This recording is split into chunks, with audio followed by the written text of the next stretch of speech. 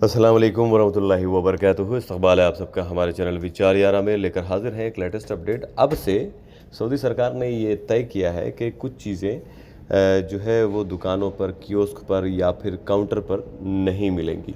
क्या है वो चीज़ें? सऊदी मिनिस्ट्री ऑफ म्यूनिसिपलिटीज़ और हाउसिंग ने एक तजवीज़ दी है कि कियोस्क, ग्रॉसरी स्टोर और सेंट्रल मार्केट्स में टोबैको प्रोडक्ट की फ़रोख्त पर यानी बेचने पर, बिक्री पर पाबंदी लगाई जाए। ये तजवीज़ उन मसौदा यानी ड्राफ्ट तहरीरों में शामिल हैं जो मिनिस्ट्री ने पब्लिक सर्वे प्लेटफॉर्म इस्तितला पर शाया की हैं, ताकि आवाम की राय और नज़रिया हासिल करने के बाद मसौदा का आखिरी शक्ल दिया जा सके।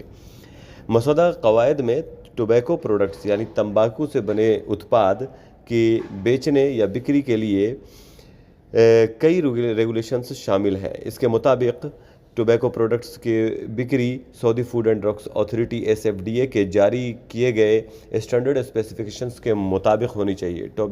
टोबैको प्रोडक्ट्स को कमर्शियल फैसिलिटी में 100% दिखने से छुपा कर रखा जाए और बंद ड्रावर में रखा जाए। कवायद पर जोर दिया गया है कि टोबैको किसी भी शख्स को जिसकी उम्र 18 साल से कम हो न बेचा जाए। सेलर को ख़रीदने वाले से उसकी उम्र तक पूछने का सबूत मांगना ज़रूरी है।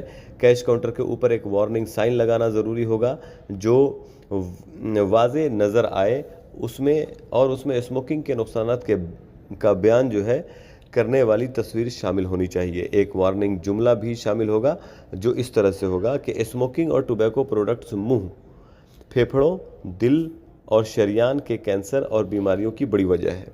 और एंटी स्मोकिंग लॉ के मुताबिक स्पेसिफाइड यानी एक ख़ास उम्र के नीचे के लोगों को टोबैको प्रोडक्ट बेचने पर पाबंदी का जिक्र होगा। मसौदा कवायद में टोबैको प्रोडक्ट्स की एडवर्टाइजिंग और प्रमोशन की ममानत भी शामिल है, यानी मनाही शामिल है। फैसिलिटी के अंदर स्मोकिंग चाहे वो एम्प्लॉयज़ करें या विजिटर मना है। वहाँ नो स्मोकिंग के एक्सप्लेनेटरी साइंस लगाना ज़रूरी होगा, यानी कि एक बोर्ड होगा, साइन बोर्ड, जिस पे नो स्मोकिंग का निशान लगा होगा। तजवीज़ के मुताबिक एनर्जी ड्रिंक्स को रेफ्रिजरेटर्स या उनके लिए ख़ास शेल्फ पर डिस्प्ले करना लाजमी है और उन्हें दूसरे ड्रिंक्स और फूड प्रोडक्ट से अलग रखा जाए। रेफ्रिजरेटर या शेल्फ पर वार्निंग टेक्स्ट जो पैकेजेस पर होता है लिखा होना चाहिए। एक साइन बोर्ड भी लगाना ज़रूरी है जो ये बताए कि एनर्जी ड्रिंक्स 16 साल से कम उम्र के लोगों को नहीं बेचे जाएंगे।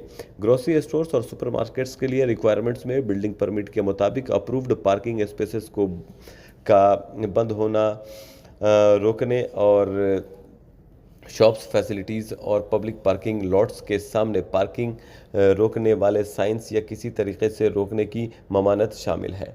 मसौदा कवायद के मुताबिक किसी भी किस्म की अशिया या प्रोडक्ट्स को फैसिलिटी के फ़र्श पर रखना मना है।